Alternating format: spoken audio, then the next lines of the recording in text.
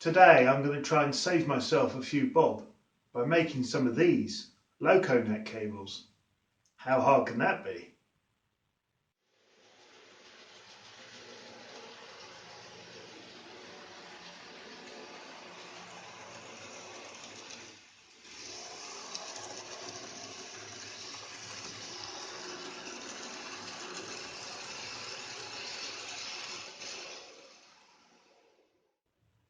So when I decided to build my layout, one of the things I was certain about is that I wanted to use DCC control. And so one of the big decisions I had to make was what sort of DCC system was I going to use? Well, in the end I went with Digitrax, partly inspired by things I'd learned on the internet. And maybe after, if I made the same decision now, I'd make a different decision. But anyway, I went with Digitrax. And I got this, which is, it says it's an Evolution Advanced 5/8 amp starter set, and it contains all the things you need to get going with your Digitrax DCC system. It contains a DCS 210, which is the command station or control unit, whatever it's called, which has a sort of booster built in, and various other little bits and bobs. It has a throttle, and you can hook it up to your track and drive a train, so that's great. On the front of the command station, it's got 3 Loconet cables.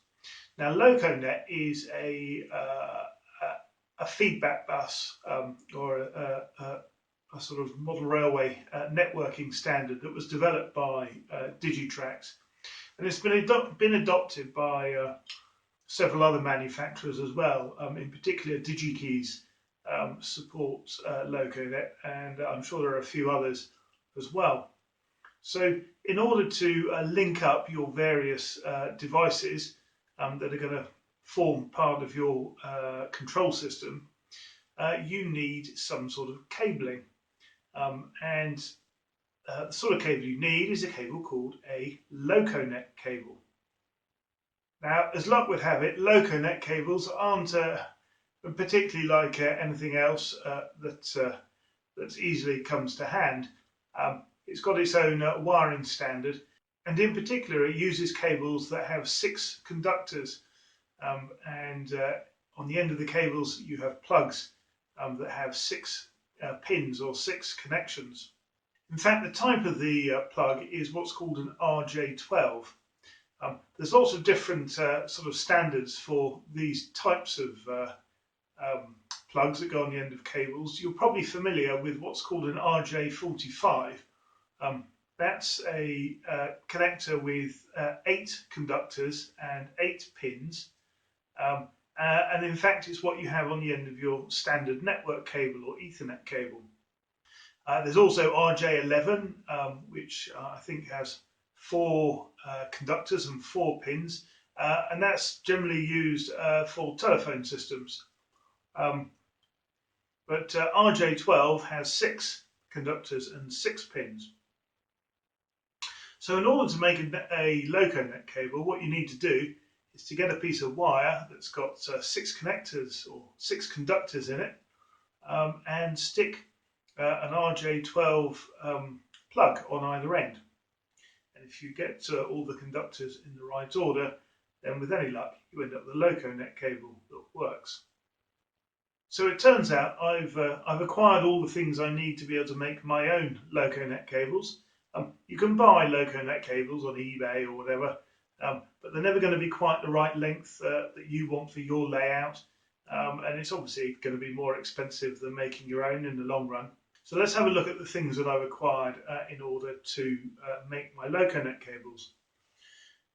Now the first thing I need is some cable, and I've got this. Now most Loconet cables that you acquire ready-made use a flat cable where all the conductors are sort of lined up in a row, and that's by far the best way of making Loconet cables. It's certainly the easiest way of doing it. I could have bought myself 1,000 feet of that, but I don't need 1,000 feet of Loconet cable. Perhaps I could have made up some cables and sold them on eBay, but anyway, as it is, I got myself this instead. It's a shorter length. It's actually a cable that's used for alarm systems, but it's got 6 conductors, and all the conductors in it are the same colour as sort of Loconet cables tend to be, so I can save myself getting confused there. The difference is this is arranged in a sort of circle as opposed to being flat, and you'll see later why that's a bit of a problem, but it's not such a big problem that I can't make the cable. The key thing to note about the cable that you use is that Loconet does not use twisted pairs. Now, if you're familiar with Ethernet cables, which typically are made using, for example, Cat5e, which is a cabling standard, and if you use, if you make network cables, you'll know that although there's 8 conductors, there's 8 conductors which are in fact in 4 pairs, which are twisted together, and it's the twisting together that has magical effects on the signal noise and stuff. And if you know something about physics, then you can talk about that, but I don't, so I don't really know what I'm talking about. Anyway, the point is you don't need twisted pairs. Now I've also got these. This is a bag of plugs that go on the end of my cable. I'll put a picture up so you can see more closely what they look like. They just look like sort of smaller network cable ends. And I've got this. This is a magic crimping tool. And this allows me to squeeze the plug on the end of the cable nice and tight in just the right way. You squeeze this down and it puts pressure on each of the 6 pins and drives those pins into the conductor and makes a good electrical connection. So it's probably best if we start having a go at trying to make a Loconet cable. So I'm going to have a go at making one of these Loconet cables. So here's the cable that I'm going to use. I mentioned previously this is it's marketed as sort of a cable for alarms, and in particular, you can see that. Perhaps I'll put a photo up. It's a round cable rather than a flat one, but it does contain black, white, red, blue, green and yellow conductors, which is the same colours as on this this Loconet cable, this 6 conductor, 6 pin, 6C, 6P, 6P, 6C, whatever, cable, which is the sort of one that came with the Digitrax equipment. And in there I can see there's white, black, red, green, yellow and blue. Now the key is to connect the conductors in the same order, although I suppose it doesn't really matter. The important thing to note is that both the connectors have the same conductors in the same order, so there's no crossover or swapping around or anything like that. So I just have to connect 2 plugs on the end of the cable with the conductors in the same order, but I'm going to do it with the colours the same as this one, so they're all the same. So going from left to right, I have got white, black, red, green, yellow and blue.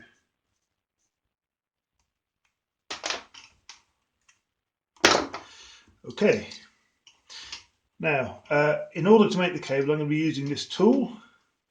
You may be able to see here it's got 2 crimpers.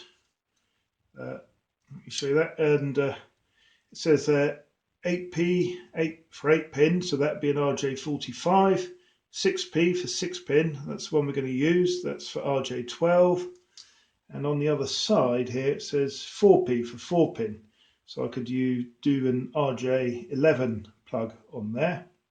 So that's useful, and the idea is you just squeeze it down and it pushes these dies in here. You see there's the one for the RJ45, it's got 8 little pins, and the other ones have got 6 and 4. And so if I take one of the plugs,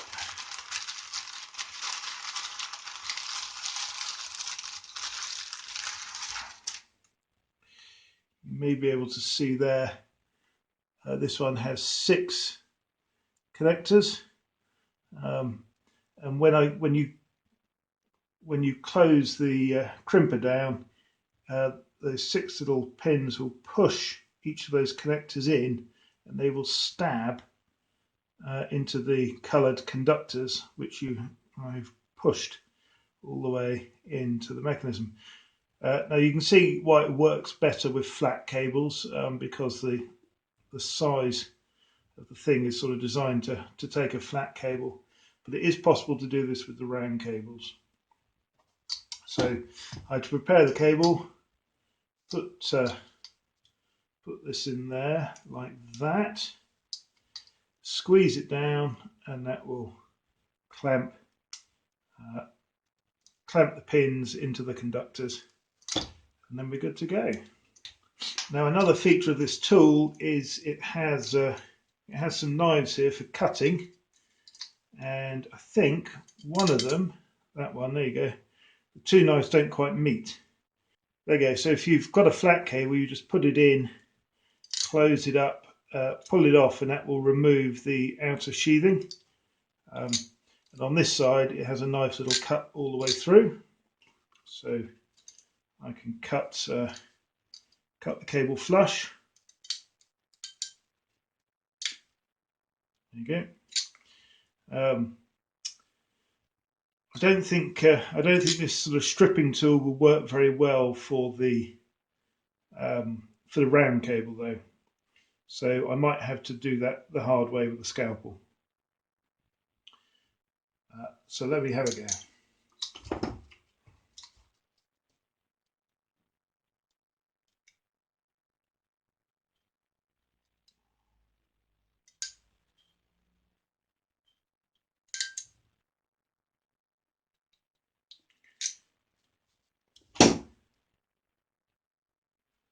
So that's sort of cut a bit on both sides, but it hasn't torn it all the way through. I can pull it off, and there I've got my various conductors.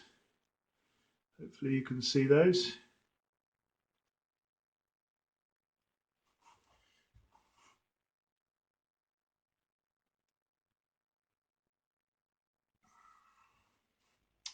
So I need to put them in the correct order. So the order was white. This is a lot easier if you've got a flat cable because they're sort of in the right order already. White, black. Now there's also a sort of cable that's not a conductor that goes down the middle of this just to hold the cable together, so we can remove that.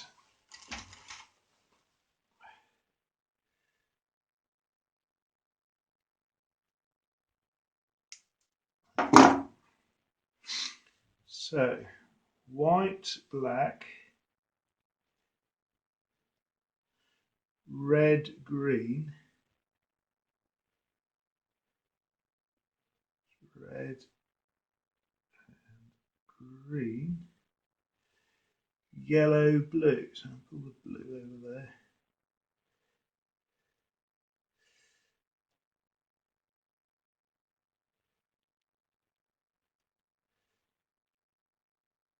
So those are sort of in the right order. You need to sort of get them all flat and parallel. Now what I'm probably going to have to do is just trim off the top so they're all the right length. Getting them, perhaps you can see that.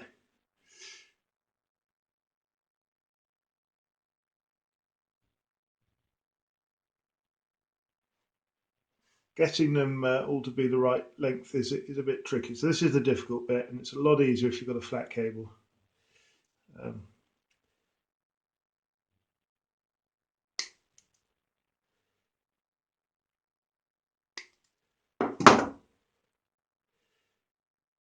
we go. So that's now looking almost right. So the next bit is how far is it going to go in? So if we look really carefully at the end of this, you can see there the two pronged connectors are going to stab into the conductors, and we want to make sure that the conductors aren't too long, so that there's a piece just here that will secure the outer sheathing of the cable. So we want to make sure the outer sheathing comes all the way up to here and the conductors are that long.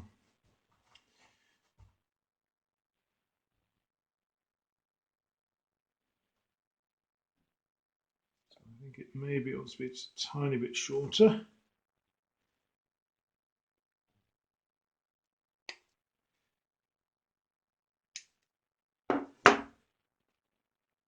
Okay. So if we have one more look, white, black, red, green, blue, yellow. Okay. What we're going to do is just push this in.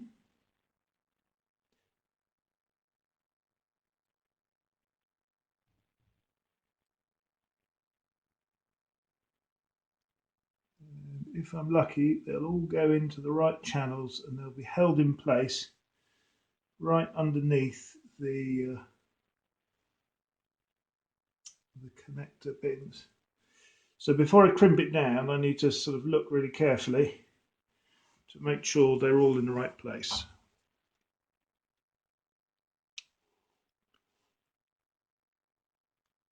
Well, you can just about see the colours in there.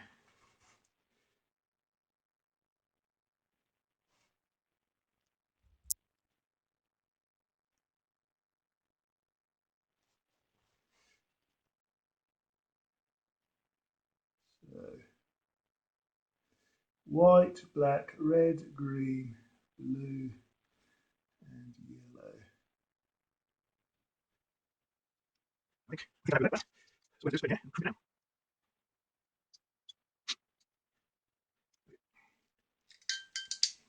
A good squeeze.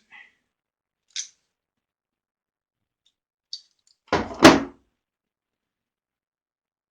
that's it. If I give it a tug, it's not coming out. So you might have realised while I was putting that end on the cable, I got the red, the blue and the yellow conductors the wrong way around. So I've had to remake that end, which I've done here. And I've also put a second end on. In fact, I realised I made a mistake when I was testing the cable. So now I've remade it, hopefully correctly. I can show you how I go about testing it. So the way in which I can test it is by using this little device. This came with my starter kit. It's called an LT1, I think. Loconet Tester 1, perhaps. And it's got a plug and it's got 4 LEDs. And if the cable's correct, all 4 of these LEDs should light up. So I take one end of my cable and plug it into a Loconet port on my controller or booster, and the other end I plug into the test device. There you go, and you can see all 4 LEDs light up, so that shows that that cable is made correctly. So now for the final step, which is to install this cable there and run it across. Obviously I need to secure this cable neatly somehow. and the other end can go into my PR4.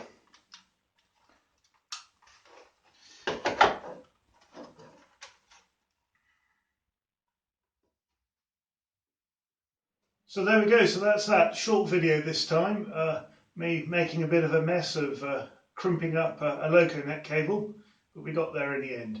I suppose the key thing is to make sure you've got the conductors in the right order. You've got to get the colours in the right order, otherwise it ends up being no good. Now hopefully you'll join me next time. I expect next time I'm going to be mounting this universal panel on the side here on the fascia of my layout, and then that Loconet cable we just made will probably lead up to there. I'm going to mount that, and hopefully I'm going to be able to mount a USB connector as well, so I'll have a nice place on the edge of my layout to plug in my computer.